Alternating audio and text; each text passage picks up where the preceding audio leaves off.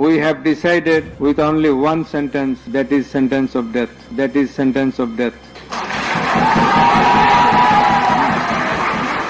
फांसी की सजा और सजा के कुछ ही घंटों के अंदर एक ऐसा बयान जिसमें इकरार भी है और इनकार भी। एक तरफ वो मान रही हैं कि हां, हालात कंट्रोल से बाहर हो गए थे, तो दूसरी तरफ वो कह रही हैं कि ये सब एक साजिश है। तो आखिर मौत की सजा पाने के बाद शेख हसीना ने अपने पहले बयान में ऐसा क्या क्या कहा है जो बांग्लादेश से लेकर दिल्ली तक सियासी भूचाल ला सकता है। नमस्कार, मैं हूं सिद्धार्थ प्रकाश। इससे पहले हमने आपको बताया था कि कैसे बांग्लादेश की 5 बार की प्रधानमंत्री शेख हसीना को सजाए मौत सुनाई गई और भारत में बैठी शेख हसीना ने अब अपनी चुप्पी तोड़ी है। और यकीन मानिए, उनका जो पहला रिएक्शन आया है वो किसी high voltage political thriller film से कम नहीं। उन्होंने एक स्टेटमेंट जारी किया है जिसमें उन्होंने सीधे सीधे बांग्लादेश की मौजूदा सरकार और अदालत को चैलेंज कर दिया है। तो चलिए डिकोड करते हैं हसीना के इस पहले बयान को, एक एक करके उनके दावों को समझते हैं। सबसे पहले बात करते हैं उस लाइन की जिसने सबको चौंका दिया है। शेख हसीना ने माना कि पिछले साल हुए छात्र आंदोलन के दौरान उनकी सरकार से हालात कंट्रोल से बाहर हो गए थे। उन्होंने कहा, we lost control of the situation. अब आप सोचिए, जिस नेता पर 1400 लोगों की हत्या करवाने का आरोप हो, वो अगर ये कहे कि हां, हमसे कंट्रोल खो गया था, तो इसके कई मतलब निकलते हैं। क्या वो मान रही हैं कि उनकी सरकार हिंसा रोकने में नाकाम रही? लेकिन कहानी में एक लेकिन है।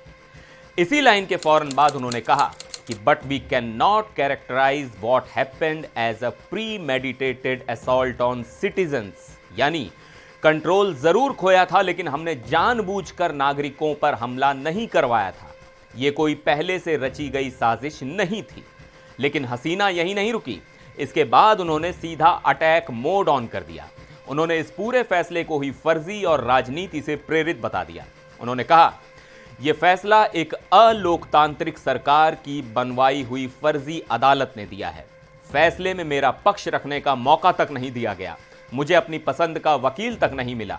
यह मुझसे और मेरी पार्टी आवामी लीग से लिया जा रहा पर्सनल बदला है। कुछ कट्टरपंथी लोग मुझे रास्ते से हटाना चाहते हैं। और फिर आया उनका सबसे बड़ा दांव, एक खुला चैलेंज। शेख हसीना ने कहा, मैं किसी भी सही अदालत में अपने ऊपर लगे आरोपों का सामना करने से नहीं डरती।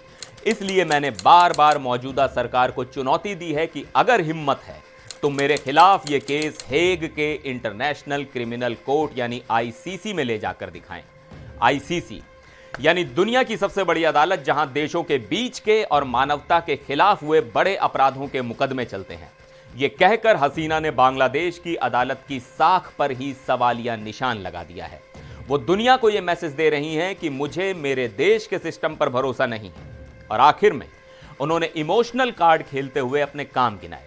उन्होंने कहा कि मेरी सरकार ने लाखों रोहिंग्या को पनाह दी, देश की जीडीपी को 450% बढ़ाया, करोड़ों लोगों को गरीबी से निकाला, घर घर बिजली पहुंचाई। और आज मेरे आलोचक, जिनमें मौजूदा चीफ एडवाइजर यूनुस भी शामिल हैं, मेरे जैसा कोई एक भी काम गिना नहीं सकते। तो एक तरफ शेख हसीना है जो इस पूरे फैसले को एक साजिश बता रही हैं, और दूसरी तरफ बांग्लादेश की मौजूदा सरकार है जो इस फैसले को एक ऐतिहासिक फैसला बता रही है और लोगों से शांति बनाए रखने की अपील कर रही है। अब सवाल यह है कि आप किसकी बात पर यकीन करेंगे? क्या वाकई एक 5 बार की प्रधानमंत्री को साजिश के तहत फंसाया जा रहा है, या फिर यह सत्ता के नशे में किए गए अपराधों पर पर्दा डालने की एक हारी हुई कोशिश है? आपकी क्या राय है?